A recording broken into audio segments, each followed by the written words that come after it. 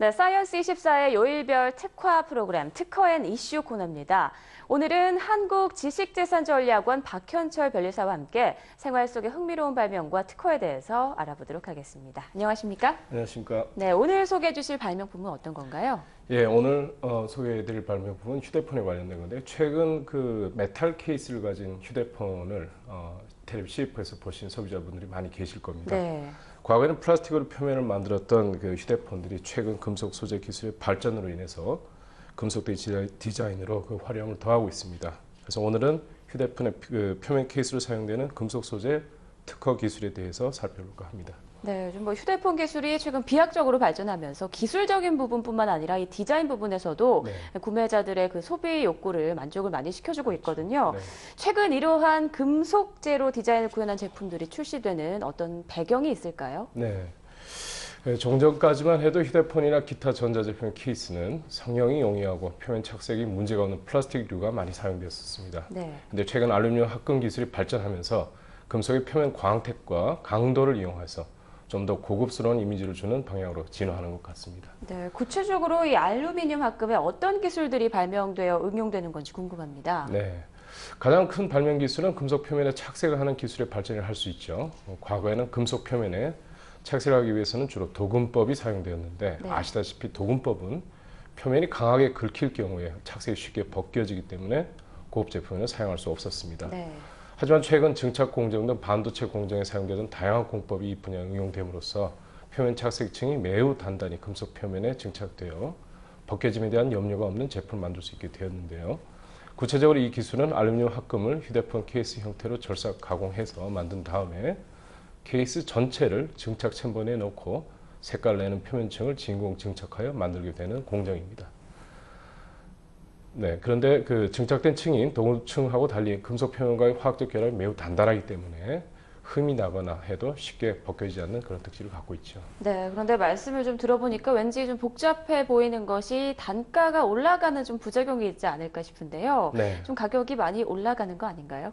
그런 면이 좀 있죠. 네. 말씀하신 대로 그 주물로 찍어내는 종종 플라스틱 케이스는 그 주물로 한번 탁 찍어내면 끝나는 건데 네. 알루미늄 케이스는 그렇게 일일이 기계적인 형태를 탁 찍어내기에는 후에 착색이나 이런 것들이 문제가 발생하기 때문에 가공성이 결국 굉장히 낮다고 볼 수 있죠. 네. 그래서 기계적으로 가공을 해서 그 다음에 착색을 하는 그런 과정을 거치게 됩니다. 그래서 굉장히 그런 부분에서는 비싼 건 사실입니다. 네. 근데 최근 주물로 찍어낸 알루미늄 케이스 표면에 미세한 구멍을 가진 산화막을 만든 다음에 이 구멍 속에 염료를 착색시켜 만드는 저가의 공법이 세계 최초로 한국에서 개발되어 이 분야 세계 유수 기업들의 관심을 받았습니다. 네, 지금 화면이 나가고 있어요. 네, 네. 저 그림들의 제품들인데요. 이런 이 공법을 이용해서 만든 다양한 알루미늄 케이스들이 그림에 지금 화면에 나타나고 있습니다. 네.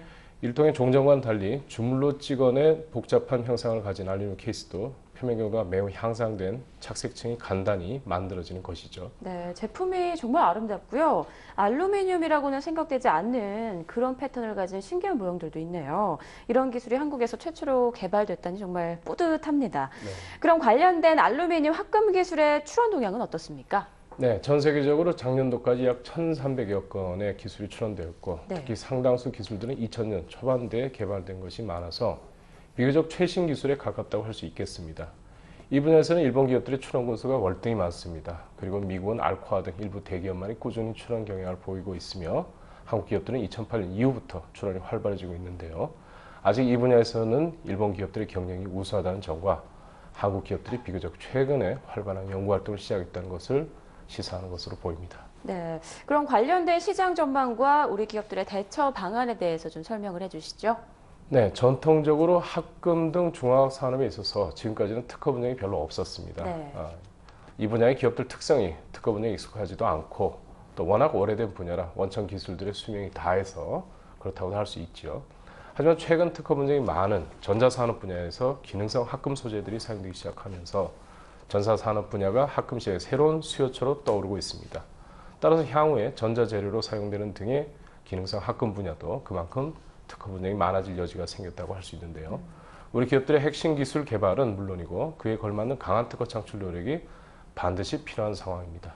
특히 새로운 수요처로 떠오르는 중국 등에서 일본이나 미국 기업들에 비해 경쟁력을 확보하기 위해서는 철강이나 합금에 관련된 원천 소재 기술 개발과 관련 특허를 확보하는 것이 무엇보다 중요하다 할 수 있겠습니다. 네, 최근 휴대폰 등 전자산업이 발달하면서 그에 관련된 부품 소재 시장도 커지고 있다고 하는데요.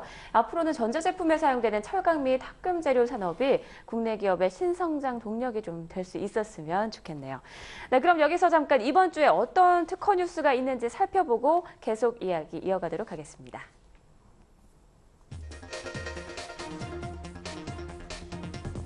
특허청과 한국여성발명협회는 7월 10일부터 12일까지 2박 3일간 강원도 홍천 강산의 향기 리조트에서 여대생 발명 캠프를 개최합니다. 30세 미만의 여자 대학생 등은 누구나 신청할 수 있으며 7월 2일까지 한국여성발명협회 홈페이지에서 참가 신청서를 접수하면 됩니다. SK하이닉스는 미국 램버스와 포괄적 특허 사용 계약을 체결했다고 12일 밝혔습니다. SK하이닉스가 앞으로 5년간 분기마다 1,200만 달러씩 총 2억 4천만 달러를 특허 사용료로 지불하는 조건입니다. SK하이닉스는 2000년부터 해외에서 램버스와 소송을 벌여왔습니다.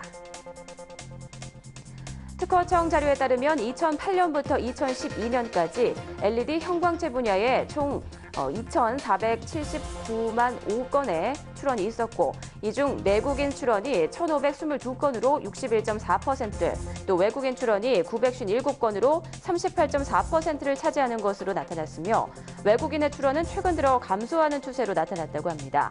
국내 형광체 관련 출원은 주로 일본 니치야사의 특허를 회피하기 위해 백색 구현 방식을 변경하거나 새로운 형광체 물질의 탐색으로 진행되고 있는 것으로 밝혀졌습니다. 네, 이렇게 한 주의 특허 이슈들을 좀 살펴봤는데요. 이 중에서 좀 주목할 만한 뉴스는 어떤 게 있습니까? 네. 그 전력난이 심화되면서 네. 백색 LED 형광체 등이 기존 형광등을 대체할 새로운 그린 에너지로 에너지 제품으로 등장하고 있습니다. 이와 같은 상황에서 LED에 관련된 일본 기업의 특허 공세와 우리 기업의 대비 전략 등을 좀 더 구체적으로 살펴보고자 합니다. 네. 그럼 백색 LED 분야에서 가장 큰 특허 이슈는 무엇일까요? 네. 가장 큰 특허 이슈는 아무래도 역시 일본 니치야사를 비롯한 소위 빅5가 보유한 백색 LED 형광체 원천 특허의 존재로 인해서 이 분야의 특허 분쟁이 끊이지 않았다는 것이고 그 때문에 역으로 LED 시장이 크지 못하고 있다고 하는 그런 점이죠. 네, LED 분야에서 많은 특허 분쟁이 있다고도 말씀을 해주셨는데요. 그중에 우리나라 기업도 있을까요? 네. 불행히도 우리나라 기업이 많습니다. 네. 많군요. 네. 국내 기업에 대한 특허 공세가 여러 건이 있었는데 네. 2011년 6월에 발생한 오스람, 삼성전자, LG전자 그 대표적인 케이스라 할 수 있겠죠. 이 사건은 오스람이 자사 특허를 침해했다는 이유로 삼성전자 및 LG전자를 한꺼번에 국내 법정 및 미국 무역위원회에 소송을 제기한 건인데요. 결국 삼성전자 및 LG전자가 알리지 않은 특허 로열티를 오스람에 물고 소가 취하된 상황입니다. 네. 오스람은 두 회사 외에도 최근 일진 LED, 동부 LED 등에도 로열티를 받고 크로스 라이선스를 해준 사건이 있었습니다. 그 외에도 2009년경 타결된 서울반도체 일본 니치야 간 특허 분쟁은 서울반도체가 사활을 걸고 싸운 싸움으로 유명합니다. 네, 그런데 우리나라 기업은요, 주로 특허 분쟁에서 공격을 당하는 입장에 있는 것 같습니다. 이건 왜 그런 걸까요? 네, 좀 그런 경향이 있죠. 네. 네, 그 주된 이유는 결국 국내 업체들이 후발 업체라는 점이 있습니다. 백색 형광체 특허가 출원 시기 및 그에 앞서 청색 LED 특허 출원 시기 모두에 있어서 네. 일본 업체인 니치야가 국내 기업들보다 출원 시기에 앞서 있습니다. 결국 원천적인 개념의 넓은 특허권은 일본 회사들이 보유한 상황이고 그래서 국내 기업들은 항상 수세에 몰려있는 상황이죠. 하지만 최근 서울반도체가 자사의 아크리지 특허를 침해했다는 내용의 경고장을 외국 LED 제조사에 보냈다는 소식이 있는데요. 이를 보면 국내 업체들의 기술 및 특허 경쟁력도 살아나고 있는 것으로 판단됩니다. 네, 말씀 듣다 보니까 원천 기술을 좀 확보해야 되겠다 이런 생각이 기본적으로 드는데 네. 향후 국내 업체들 이 분야에서 어떤 전략으로 임하는 게 좋을까요? 네. 현재로서는 원천 특허권자들에게 네. 별로 대응할 방법이 딱히 없다. 제 전문가 입장으로서 좀 답답한 얘기입니다만. 예.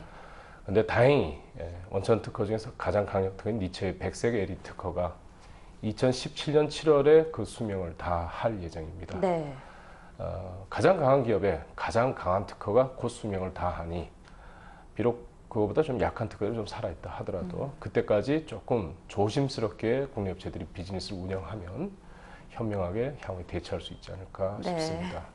또한 꾸준한 기술 개발 및 특허 확보에 노력해야 되고 정부 및 지자체들도 소비자 시장이 열리기 전까지 LED 등 구매 등을 좀 더 적극적으로 추진해서 국내산의 불씨가 꺼지지 않도록 해야겠습니다. 네, 굉장히 현실적인 전략을 지금 생각해 주셨네요. 네. 자, 국내 업체의 꾸준한 연구 개발 그리고 정부 등의 지원을 통해서 향후 국내 업체들이 좀 당당하게 세계 시장에서 제 역할을 다할 수 있게 되길 또 기대해 보겠습니다. 오늘 말씀 고맙습니다. 감사합니다.